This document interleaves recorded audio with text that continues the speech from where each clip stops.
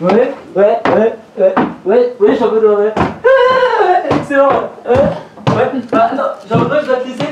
Je te fais une grosse bise. Quoi ok. Allez. Bonjour. Je suis pas trop en retard. Non, je viens d'arriver il y a une heure. Une demi-heure. Bon, alors ça va. Je suis dans les temps. La circulation est tellement démente, tu vois. Tu m'as amené quelque chose, c'est gentil. Qu'est-ce que c'est? Non, attends, laisse-moi deviner. Une cravate. Ah, mais comment sais-tu? L'habitude.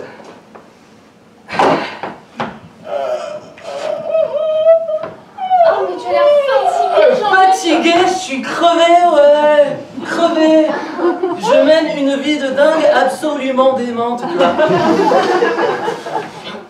Hier soir, j'ai été invité chez une comtesse de l'île Saint-Louis, tu vois. J'arrive, tu vois le genre, grand standing, valet de pied, maître d'hôtel, et puis des femmes, enfin tu vois le genre, quoi. Toutes nues, quoi. Bon, je dis rien, on se met à table, tu vois. Une trentaine d'hommes très sérieux, quoi. J'étais le seul, à peu près jeune, quoi. Bon, la comtesse s'assied près de moi, elle se frotte un peu, mais très digne, tu vois, quand même, très vieille France, quoi. J'adore la classe de ces gens-là, tu vois, ouais. Et puis, les choses se sont envenimées, gâtées, tu vois, pour ainsi dire. Tu vois, je suis crevé. Ce fut somptueux, mais crevant, quoi. Après, je rentre chez moi vers 5-6 heures, tu vois, Madame la Duchesse m'ayant enfin laissé partir. Et sur mon paillasson, qu'est-ce que je trouve? Suzy, une gamine de 16 ans, belle comme un rêve, tu vois, et folle de moi, quoi. Bon, moi, j'essaie de pas la réveiller, quoi. Je passe au-dessus d'elle, je glisse la clé dans la serrure. Patatras! Un malheureux, depuis la réveil, il se lève en hurlant « Je t'aime !» À 7 h du matin, quoi. Tu as le topo. Moi, je la bichonne un peu, je lui fais comprendre que c'est pas l'heure, enfin, tu vois. Mais elle me dit qu'elle peut pas vivre sans moi, quoi. Qu'elle préfère mourir. Qu'elle veut m'appartenir, quoi. Alors moi, pour la calmer, je la prends délicatement, tu vois. Mais quand même somptueusement. Tout en lui expliquant qu'elle est trop jeune, qu'elle est trop sensible, que je risque de la briser, tu vois. Mais elle, évidemment, n'entend rien, éperdue de bonheur, quoi. Elle hurle qu'elle m'aime de plus en plus, tu vois. Alors moi, mais gêné, mais pour la faire taire, tu vois, je remets ça. Enfin bon, tu vois, j'arrive à la calmer et je lui dis de retourner chez elle. Avant de partir, elle me dit qu'elle m'a acheté un petit quelque chose avec son argent de poche. C'était une cravate. Moi, je porte que des notables, tu vois. Ou alors le col ouvert, je trouve que la cravate, c'est d'un vulgaire, tu vois. Enfin bon, je la lourde, on sent mal, quoi. À peine au lit, hein, sa mère, Sophie, arrive affolée en se tordant les mains. Elle me demande où est sa fille, quoi. Je lui dis que j'en sais rien, que je l'ai pas vu, tout ça, quoi. Je la fais asseoir sur mon sofa plongeant. Tu sais, c'est un canapé étudié pour... Tu me comprends. Tout en lui parlant, je m'assois en face d'elle, tu vois. Et alors, je découvre une paire de jambes d'une finesse, une paire de cuisses somptueuses, un peu grosse peut-être, mais pour une femme de 35 ans, je la trouve encore vachement batte, tu vois.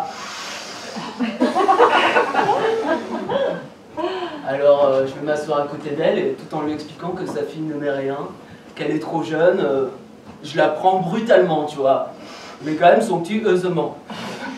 Ensuite, je la lourde, pensant que je vais enfin bien dormir, tu vois. Penses-tu? J'ai oublié de débrancher le téléphone. 10 minutes après, Sophie, la vicomtesse de la nuit, m'appelle. Elle veut me voir, elle veut me parler encore de cette nuit. Je promets tout ce qu'elle veut, je raccroche, je m'endors donc. Sidonie vient me faire une scène. Elle dit qu'elle va se tuer. Elle m'amène une cravate. Tu vois, je suis crevé, putain. Je mène une vie démente, quoi. Je vais laisser ma peau, tu vois, ça continue. Tiens, rien que ce soir, à part toi, j'ai 2 autres rendez-vous et après je retourne dans l'île Saint-Louis, quoi. Tiens, il y a des jours, je voudrais être laid, quoi. Mais oui, ma chère, laid. Pour pouvoir dormir une nuit. Une seule petite nuit. Que veux-tu? Allez, salut mon chou. J'aime parler avec toi, tu me fais du bien. Pas comme les autres, tu me calmes, tu me détends. Allez, ciao. Bye bye. Ouais, j'en veux, désolé. Ouais. Bah, tu peux plus marcher, je t'ai dit. Ouais, le chauffeur, on l'appelle dans le métier. Je suis pas en retard. Non. Vous avez amené des fleurs? Ah oui. C'est bête, non? Non, c'est gentil. Mais foutez-les un peu plus loin, je supporte pas les parfums. Ah. Désolé. Non, laissez, il y a de l'attention qui compte.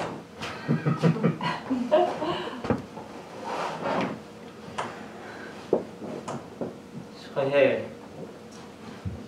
croyais que vous ne viendriez pas. Tiens, comme c'est curieux.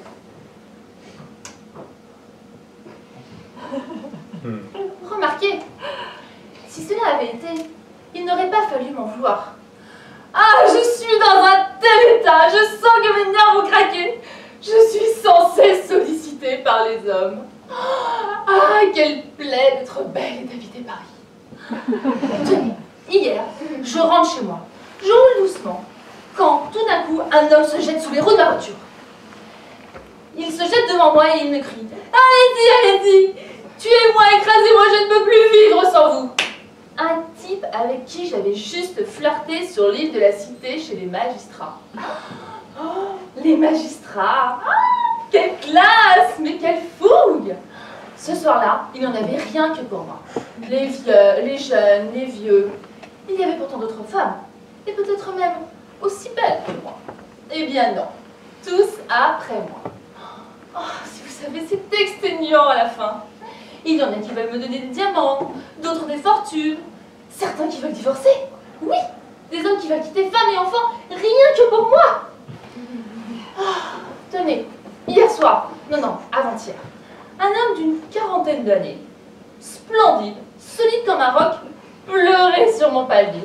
Il avait sa petite valise et il me disait « Je ne peux plus vivre sans vous ». Je l'ai fait rentrer. Et il a passé la nuit à la maison, mais heureusement, j'ai pu le décider à rentrer chez sa femme et ses 6 enfants. D'ailleurs, heureusement qu'il n'a pas croisé son fils aîné dans l'escalier. Figurez-vous que lui aussi me poursuit. Son fils Bergame. Oui, il s'appelle Bergame. C'est des mots, non? Ah là là, si vous saviez, il y a des jours où j'aimerais être laide. Une guenon. Oui, juste pour avoir un week-end tranquille. Un week-end sans suicide. Rien que ça. Tenez, ce soir je vais chez le directeur de la banque Incorporating International qui menace de faire faillite si je ne lui cède pas. Comment résister? J'ai bien peur de craquer. J'aime beaucoup nos petites conversations. Vous êtes calme, si, discret, effacé, reposant. Appelez-moi dans un mois ou 2, nous prendrons rendez-vous.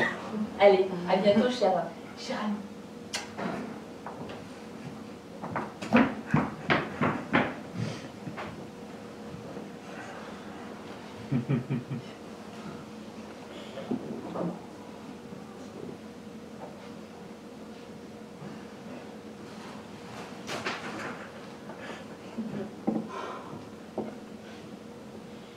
J'en ai marre. J'en peux plus. J'en peux plus. Toutes après moi. On dirait que je suis le seul homme sur cette terre. Hier au bureau, oh, qu'est-ce qu'elle avait besoin, cette petite salope, de me forcer à faire ça dans le placard vestiaire. J'en suis encore tout courbaturé. Ah mais ça pouvait pas attendre. Pas 1 minute. Je sors du placard, je tombe sur la patronne. Elle m'entraîne dans la cuisine. Et toc, sous la table, avec les pieds coincés par le réfrigérateur pour pas glisser. Et nous, il braquait sur le couloir pour pas se laisser surprendre pendant qu'elle gueulait. Oh, obligé de l'embrasser en même temps pour la faire taire. Ah merde.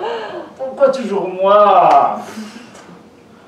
Ah, il y a des jours où je me dis Si j'étais laid. Ah, ou infirme, tiens. Je serais peut-être tranquille. Tranquille, mon Dieu. Je demande rien qu'une journée de bureau tranquille. Sans placard, sans cuisine.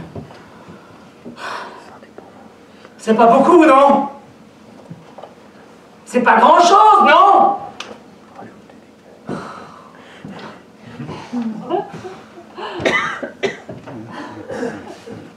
Monsieur! On ferme! Quoi?